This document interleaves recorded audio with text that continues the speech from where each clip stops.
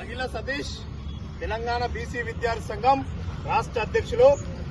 ఈరోజు కృష్ణన్న గారు అందరు ఊర్ల నుంచి ఫోన్ చేస్తున్నారు. కృష్ణన్న గారు 14 తారీఖు ఫస్ట్ బంధుకు పిలుపుని ఇచ్చింది. దాన్ని మేము 18వ తారీఖు కృష్ణన్న గారు వాయిదా వేయడం జరిగింది. అందుకని జేఏసీ కమిటీ చైర్మన్ కృష్ణన్న గారు, అదేవిధంగా జాతీయ బీసీ సంక్షేమ సంఘం అధ్యక్షులు ఆర్ కృష్ణన్న గారు, ఎంపీ గారు. అందుకని నేను తెలిపేది ఏంటంటే, ముఖ్యంగా ఈ రోజు బంధుకు మొదటగా పిలుపునివ్వడం జరిగింది.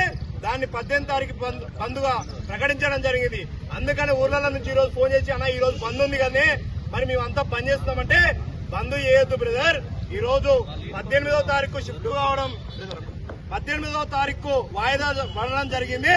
ఈ రోజు 14వ తారీఖు నుంచి 18వ తారీఖు వరకు ప్రతి గ్రామాలలో, మండలాలలో, మున్సిపాలిటీలలో, జిల్లా హెడ్ క్వార్టర్లలో బైక్ ర్యాలీలు తీయడం జరుగుతుంది. ఈ రోజు నుంచి 14, 15, 16, 17 4 రోజులు బైక్ ర్యాలీలు, అదేవిధంగా కార్ ర్యాలీలు, అదేవిధంగా ఆటోలతోటి ర్యాలీలు తీస్తున్నారు ఊర్లల్లో.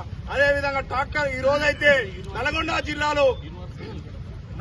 జిల్లాలో ట్రాక్టర్లతోటి కూడా ర్యాలీలు తీసి ఇప్పటిదాకా మాకు వాట్సాప్లలో పెట్టడం జరిగింది.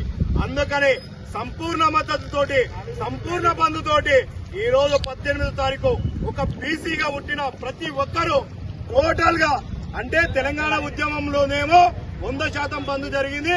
అది ప్రాంతీయ వ్యక్తిత్వంతో వచ్చింది, ప్రాంతంతో వచ్చింది. ఆ పౌరుషం అనేది తెలంగాణ పౌరుషంతో వచ్చింది. కానీ ఈ రోజు బీసీలకు జరుగుతున్న అన్యాయం మీద, బీసీలకు జరుగుతున్న ప్రతి ఒక్క విషయం వల్ల, అదే విధంగా రిజర్వేషన్లు, మీకు 10% రిజర్వేషన్లు ఇస్తేనేమో నైట్ పార్లమెంట్ లో బిల్లు ఆమోదం పొందుతుంది, 9th షెడ్యూల్లో చేస్తారు. కానీ ఈ పేద వర్గాలు బీసీలకు 42% రిజర్వేషన్లు, మీరు ఎమ్మెల్యేలు అవుతారు, ముఖ్యమంత్రులు అవుతారు, మంత్రులు అవుతారు, మీరే ప్రధానమంత్రులు అవుతారు, మీరే రాష్ట్ర మంత్రులు అవుతారు, దేశ మంత్రులు అవుతారు.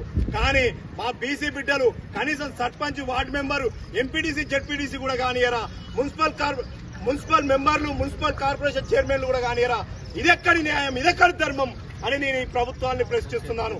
అందుకని ఒకటే క్లియర్ చెప్తున్నాం, 18వ తారీఖు ప్రతి గ్రామంలో ఉన్న షాపులు గాని, అదేవిధంగా పెట్రోల్ బంకులు గాని, అదేవిధంగా ఆర్టీసీ బస్సులు గాని, అదేవిధంగా స్కూల్స్, ప్రతి విద్యా సంస్థలు అన్ని టోటల్ గా బంద్ చేసి పూర్తి మద్దతుతోటి, పూర్తిగా ఎక్కడికక్కడ నిర్బంధంతో శాంతియుతంగా బంద్ జరపాలని మా బీసీ సోదరులందరినీ, జిల్లాలో ఉన్న తెలంగాణ రాష్ట్రాన్ని బంద్ తెలంగాణ అనే సింబల్ తోటి రావాలని పిలుపునిస్తున్నాం.